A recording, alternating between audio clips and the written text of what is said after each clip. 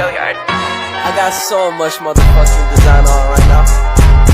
Break it down, bring it back, make it clap. I got 3 old thoughts, new block, wear that thing. Bitches on my line, and you know. Assalamualaikum warahmatullahi wabarakatuh. Perkenalkan, nama saya Dwi Ainisa Azmi. Di sini saya akan mengajak teman-teman untuk mengetahui apa sih peran guru dalam mengimplementasikan pilar-pilar pendidikan. Yuk simak videonya. Sebelum kita memasuki peran-peran guru dalam pilar pendidikan, yang pertama, kita harus mengetahui dulu apa itu pilar pendidikan. Pilar merupakan penopang dalam sebuah bangunan yang membuat bangunan itu berdiri dengan kokoh. Pilar dalam kamus umum adalah tiang penyangga atau penguat dari beton dan juga sekaligus dipakai untuk keindahan dan keserasian.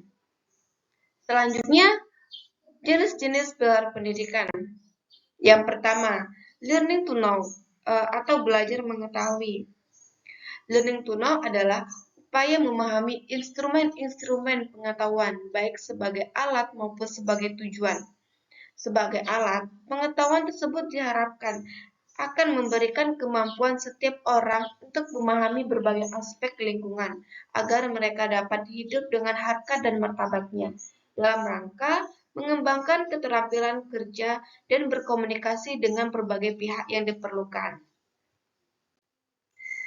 Konsep learning to know ini menyeratkan makna bahwa pendidik harus mampu, guru harus mampu berperan sebagai berikut. Yang pertama, guru berperan sebagai sumber belajar. Yang kedua, guru sebagai fasilitator. Yang ketiga, guru sebagai pengelola. Selanjutnya jenis yang kedua yaitu learning to do atau yang disebut juga dengan belajar melakukan sesuatu. Learning to do merupakan konsekuensi dari learning to know. Menurut Coder tahun 2011, learning to do lebih ditekankan pada bagaimana mengajarkan anak-anak untuk mempraktekkan segala sesuatu yang telah dipelajarinya dan dapat mengadaptasikan pengetahuan yang telah diperolehnya tersebut dengan pekerjaan-pekerjaan di masa depan. Selanjutnya yang ketiga, learning to live together atau belajar hidup bersama.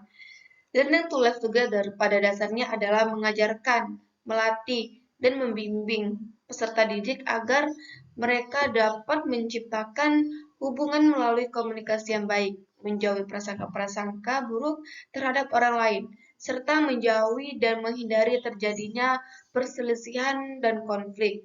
Persaingan dalam musik ini harus dipandang sebagai upaya yang sehat untuk mencapai keberhasilan, bukan sebaliknya. Bahkan persaingan justru mengalahkan nilai-nilai kebersamaan, bahkan penghancuran orang lain atau pihak lain untuk kepentingan sendiri. Selanjutnya yang keempat adalah learning to be atau belajar menjadi sesuatu. Learning to be mengandung arti bahwa belajar adalah proses untuk membentuk jati dirinya sendiri. Oleh karena itu, pendidik harus berusaha memfasilitasi peserta didik agar belajar mengaktualisasikan dirinya sendiri sebagai individu yang berkepribadian utuh dan bertanggung jawab sebagai individu sekaligus sebagai anggota masyarakat, menurut Effendi tahun 2015. Selanjutnya, tantangan dalam pilar-pilar belajar.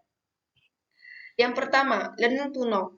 Pengembangan keterampilan mengingat adalah suatu wahana yang unggul untuk menanggulangi aliran yang berlimpah dari informasi instan yang disebarluaskan oleh banyak media pada saat ini.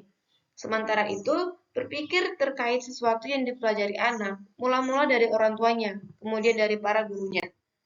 Yang kedua, learning to do. Konsep learning to do ini terkait dengan mengadaptasikan peserta pendidikan sehingga mampu membekali peserta didik bekerja dengan mengisi beberapa lowongan di masa depan. Dalam hal ini, pendidikan diharapkan mampu menyiapkan peserta didik dalam dua hal. Yang pertama, hubungan dengan ekonomi industri. Yang kedua, mampu berusaha secara mandiri, dengan kata lain berwirausaha. Selanjutnya, learning to live together, belajar untuk hidup bersama. Learning to live together mengisyaratkan keniscayaan interaksi berbagai kelompok dan golongan dalam kehidupan global yang dirasakan semakin sempit akibat kemajuan teknologi global. Sepanjang kehidupan manusia secara konstan memperoleh ancaman dari berbagai konflik, tetapi resiko menghadapi itu saat ini sangat tinggi, terutama karena dua faktor penyebab. Selanjutnya, learning to be, belajar untuk menjadi manusia yang utuh. Learning to be mengharuskan tujuan belajar yang dirancang dan diimplementasikan sedemikian rupa, sehingga pembelajaran menjadi manusia yang utuh serta paripurna. Manusia yang utuh adalah manusia yang seluruh aspek kepribadiannya berkembang secara optimal dan seimbang, baik aspek ketakwaan terhadap Tuhan, intelektual, kecerdasan emosional, kecerdasan sosial, dan kecerdasan spiritual. Nah, implementasi keempat pilar pendidikan peserta seperti yang dirancang UNESCO ini dapat dilihat dalam konsideran yang dilandasi Peraturan Pemerintah Nomor 19 Tahun 2005 tentang Standar Nasional Pendidikan dalam kaitan ini. Dalam kaitan ini, reformasi pendidikan yang melahirkan visi pendidikan nasional di Indonesia yang mencakup 3 hal. Yang pertama, penyelenggaraan pendidikan dinyatakan sebagai suatu proses pembudayaan dan pemberdayaan peserta didik yang berlangsung sepanjang hayat. Di dalam proses tersebut, harus ada pendidik yang memberikan keteladanan dan mampu membangun kemampuan, potensi, serta kreativitas peserta didik. Yang kedua, adanya perubahan pandangan tentang peran manusia dari paradigma manusia sebagai sumber daya pembangunan secara utuh. Yang ketiga, adanya pandangan terhadap perbedaan peserta didik yang terintegrasi dengan sosiokulturnya dan pada gilirannya akan menumbuhkan individu sebagai pribadi dan anggota masyarakat mandiri yang berbudaya. Nah, selanjutnya kita masuk ke peran guru dalam mengimplementasikan pilar-pilar pendidikan. Yang pertama ada learning to know atau belajar mengetahui.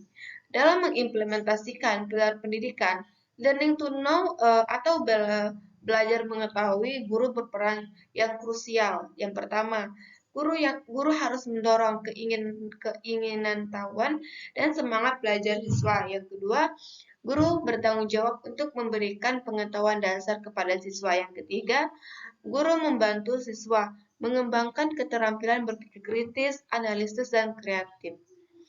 Yang keempat, guru berperan dalam membantu siswa mengakses informasi yang baik. Yang kelima, guru menggunakan berbagai metode pembelajaran yang kreatif dan inovatif mereka. Selanjutnya, learning to do atau belajar melakukan sesuatu. Dalam mengimplementasikan pilar pendidikan, learning to do atau belajar melakukan sesuatu, guru memiliki beberapa penting. Antara lain, yang pertama, guru memiliki tugas untuk memfasilitasi pembelajaran yang praktis dan berorientasi pada tindakan nyata. Yang kedua, guru berperan dalam mengembangkan keterampilan praktis yang relevan dengan pilar pendidikan atau learning to do. Yang ketiga, guru memiliki peran penting dalam memberikan panduan dan umpan balik kepada siswa saat mereka belajar melalui tindakan nyata.